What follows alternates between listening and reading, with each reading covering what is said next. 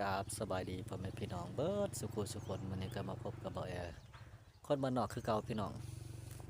เมื่อนี้บ่อแอได้มา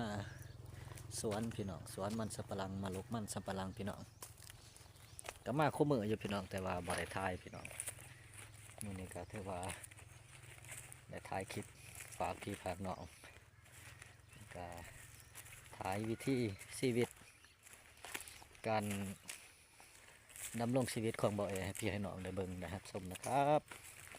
ก่อนอื่นก็อย่าลืมเป็นกำลังจิตกำลังใจให้บ่อแอหน่อยเด้อพี่น้องเพราะว่าบ่อแอก็เป็นผู้หนึ่งที่ว่าอยากสร้างหรือว่าอยากมีบ้านเป็นของตัวเองเนาะพี่น้องเนาะก็ฝากพี่ฝากน้องหน่อยนะครับก็อย่าลืมกดไลค์กดเลิฟกดไลค์กดแชร์หรือว่ากด Subscribe ให้บ่อแอนะครับกับบรรยากาศวิถีชีวิตคนบ้านนอกคือเก่าพี่น้องทำมาหากินคู่มือคู่วันพี่น้องก็ทุกคนก็มีหน้าที่ของไผมันเนาะพี่น้องเนาะปกติทุกคนก็ทำมาหากินคือกันก็ต่างคนก็ต่างหน้าเวียกพี่น้องแต่ละคนก็หน้าเวียกบ่คือกันพี่น้องก็มาเหาะถั่วเหาะสวนเลยพี่น้องเดี๋ยวบ่แอสิอัปเดตหรือว่ารีวิวให้เบิ่งเนาะพี่น้องเนาะนี่ก็ได้เดินทางมาหอดเลยพี่น้องเดินทางมาหอดสวนมันสับปะหลังพี่น้องเบื้องนี้บ่แอบ่ได้ปลูกพี่น้องเพราะว่าแนวมันบ่พอพี่น้องพันธุ์มันบ่พอครับก็เลยบ่ได้ปลูกก็เป็นป่าหกอยู่พี่น้องที่เห็นนี่ก็คือมันบ่แอที่ว่าได้ซีแล้วก็มาตากซีมาตากพี่น้องเห็นบ่มดสวนก็สิมีสำนีพี่น้องที่ว่าซีตากพี่น้องเพราะว่ามันก็บ่เป็นแน่พี่น้องบ่เป็นมันบ่งามพี่น้องกระตากมาได้ประมาณอยู่3 วัน4 วันแล้วพี่น้องก็มาอัปเดตให้พี่น้องเบิ่งแต่ว่าก็สิโลกต่อพี่น้องโลกต่อเบื้องพูนพี่น้องเบื้องพูนเห็นบ่ทรายนั่นสิโลกไปต่อก็มันบ่งามเนาะพี่น้องเพราะว่าบ่แอก็ปลูกแบบธรรมชาติบ่ได้ปลูกตามหลักวิชาการที่เพิ่นแนะนำให้เพราะว่ามันก็บ่มีแน่พี่น้องบ่มีเงินค้ำสิซื้อปุ๋ยซื้ออันนั้นมาใส่ก็เลยปลูกไปแบบธรรมชาติมันก็งามแบบธรรมชาติพี่น้องเพราะว่ามันก็ดินตอนนี้นี่ตอนที่เห็นนี่พี่น้องดินตอนนี้นี่ก็ปลูกมาหลายปีแล้วพี่น้องประมาณ7-8 ปีเลยก็บ่ได้บำรุงรักษาดินให้มันอยู่ในสภาพที่ว่าดีก็ปลูกไปแบบพื้นบ้านไปเลยหลายฝ่าหลายฝนหลายปีมามันก็บ่งามพี่น้องบ่งามมา3 ปีแล้วพี่น้องนี่ครับก็บ่แอมารีวิวให้เบิ่งเด้อมื้อนี้ก็สิได้ลกต่อพี่น้องสิได้ขายมันหัวเลยมื้อนี้เพราะว่ามันเป็นมันที่ว่ามันบ่งามมันเป็นมันหัวหน่อยก็เลยสิได้ขายมันหัวไปอีกบ่ดนก็สิสำเร็จพี่น้องประมาณอยู่2 วัน 3 วันก็สิสำเร็จ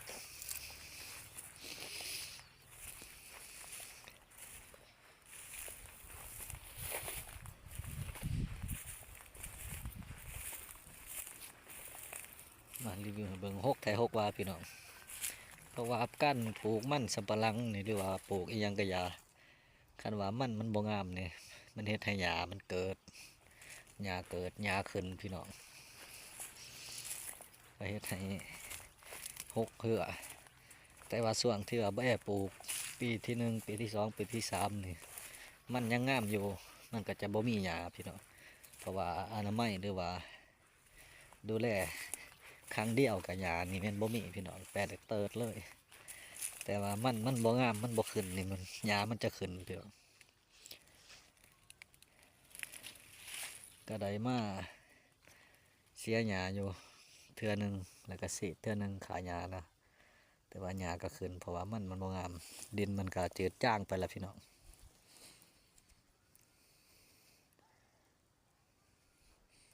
เอามาลกมันต่อนะพี่น้องเนาะ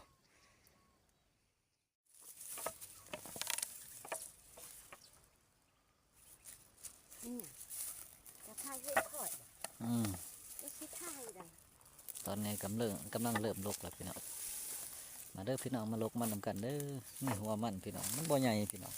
มันเป็นตามธรรมชาติห่างอีกพี่น้อง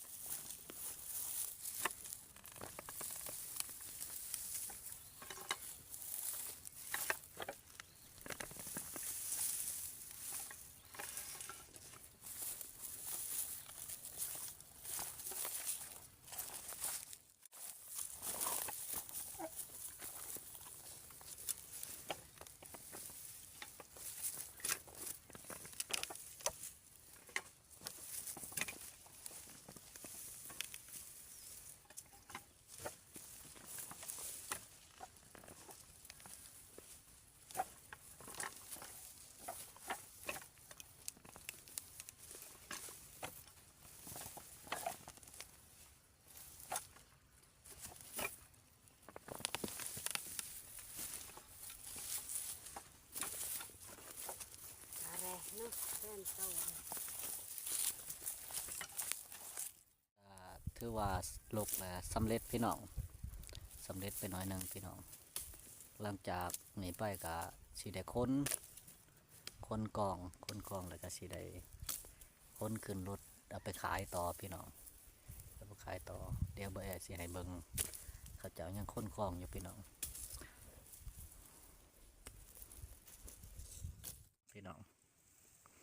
เขาเจ้าคนกองพี่น้องกองเป็นกองคนมาไว้บนเดียวเฮ็ดหลายๆกองพี่น้องหลังจากนั้นก็สิได้ย่อขึ้นใส่รถพี่น้องตัดอยู่เทิงรถแล้วก็สินำไปขายเป็นมันหัวเลยพี่น้องเพราะว่ามันก็บ่ใหญ่แน่มันหัวน้อยๆพี่น้องคันว่าสิตากแกบมันแป้งมันบ่มีพี่น้องก็เลยได้ขายมันหัวไปเลยพี่น้องเขาจะเอาคนกองไปพี่น้องกองเป็นจุดกองมองได้มันไก่ก็กองมองนั่นแหละพี่น้องก็มันก็บ่สิเฮ็ดให้บ่เสียเวลาหลายพี่น้อง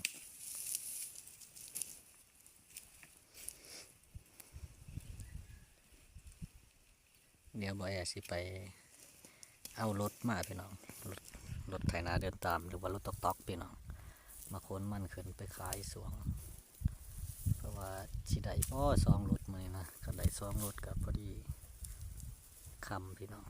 ก็สิค่ำอยู่2รถนี่มันก็มอสิเที่ยงแล้วพี่น้องไปเด้อพี่น้องเด้อ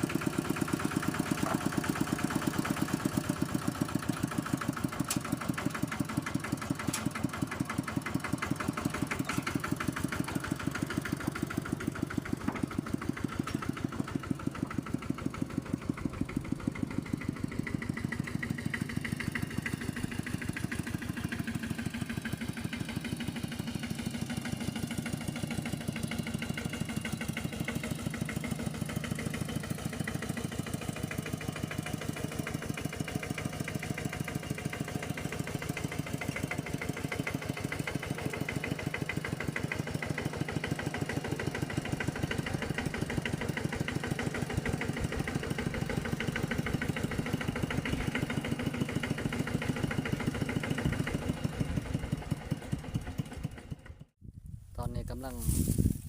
สิเอามันขึ้นพี่น้องพยายามสิเอามันขึ้นรถเลยเด้อพาพี่น้องไปเอามันขึ้นนำกันเด้อพี่น้อง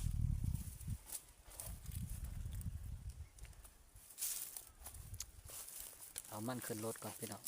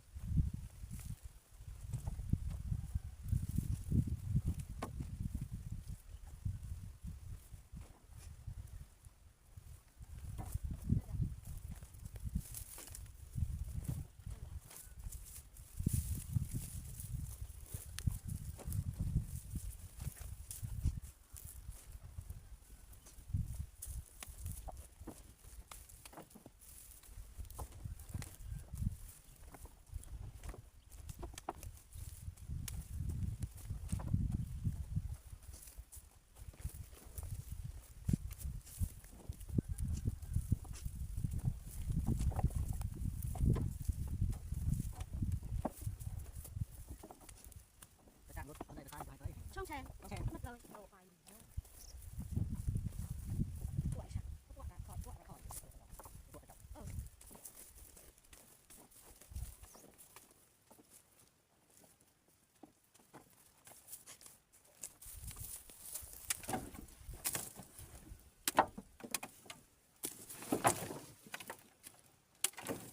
อันนี้กำลังตัดลำมัน ตัดหัวมันออกจากลำเหงามันพี่น้อง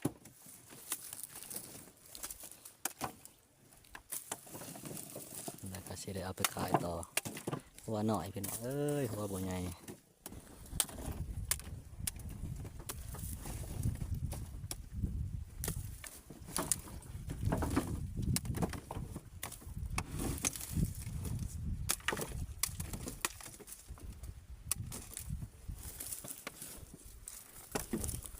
ที่อีช่างตอนนั้นนาง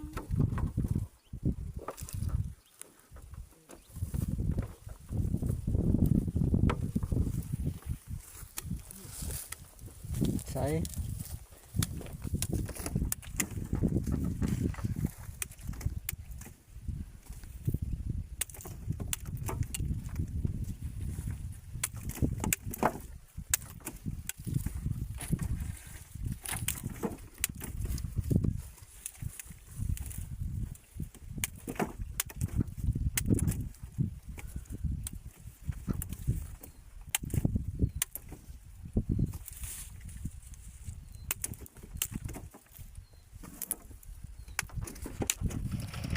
ตอนนี้ก็เต็มแล้วพี่น้องกระเทียมที่ออกไปขายแล้วพี่น้องมาลุ้นน้ำกันเบิ่งว่าที่ใดเท่าไรเนาะพี่น้องเนาะเห็นบ่พี่น้องเต็มรถแล้วเต็มรถตอกๆแล้วพี่น้องหรือว่ารถไถนาพี่น้องเป็นหัวมันน้อยๆพี่น้องหัวมันบ่ใหญ่พี่น้องเห็นบ่หัวมันบ่ใหญ่หัวมันน้อยๆที่ตากก็บ่มีแตกพี่น้องขายมันหัวเลยพี่น้องมาลุ้นน้ำกันเด้อมาลุ้นน้ำกันกับบ่แอที่ใดเท่าไรเนาะเด็ดขั้นนี่พี่น้องหรือว่าตอกนี่พี่น้องมาลุ้นน้ำกันเป็นเวลาอยู่ที่เที่ยงพี่น้องไปพี่น้องไปลุ้นน้ำกันพี่น้องกำลังไปขายครับพี่น้องครับกำลังไปขายเด้อ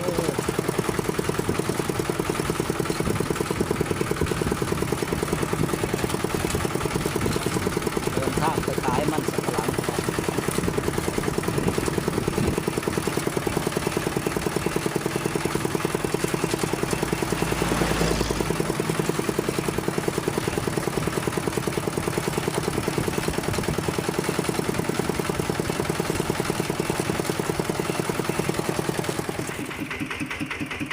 ขายแล้วสำเร็จแล้วครับ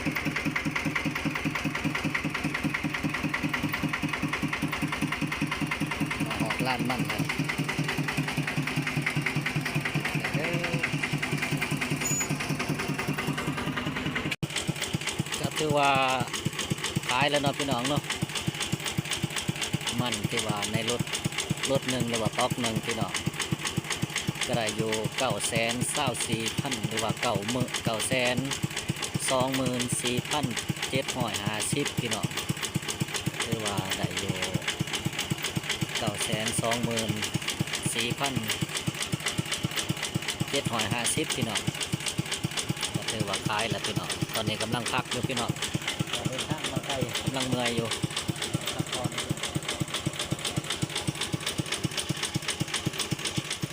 นะก็ถือว่าสำเร็จเนาะพี่น้องเนาะหลังจากที่ว่าลกแล้วก็กองเป็นจุดแล้วก็ค้นขึ้นรถแล้วก็เอาไปขายพี่น้องก็สรุปผลงานก็ได้อยู่924,750พี่น้องก็ลุดกว่ามือวานเลยพี่น้องเมื่อนี้ก็คือว่าใส่ร้ายอยู่แต่ว่าผลงานก็เป็นผิดหวังพี่น้องลุดก่อนมือวานนี่ก็ได้อยู่950,000ป้ายพี่น้องก็ตกอยู่เงินบาทประมาณอยู่นั่นเด้อมัน2,000เนาะ2,000ปลายๆบ่แม่นบ่500,000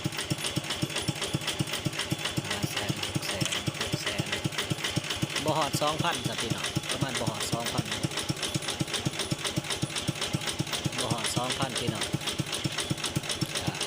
สุ สู้ๆต่อไปพี่น้องมาฮอดนี้ก็บ่แอสิได้จบคลิปเพียงเท่านี้เด้อพี่น้องขอบใจทุกการรับชมทุกการติดตามนะครับอย่าลืมกดไลค์กดไลค์กด Subscribe ให้บ่แอในเด้อก็ขอบใจหลายๆพี่น้องของป้ายบ่ว่าสิอยู่ภายในหรือว่าต่างประเทศเนาะที่มาให้กำลังใจมาชมคลิปบ่แอก็ขอให้อายุมันขวัญยืนลำรวยเบิดสุขสุขคนนะ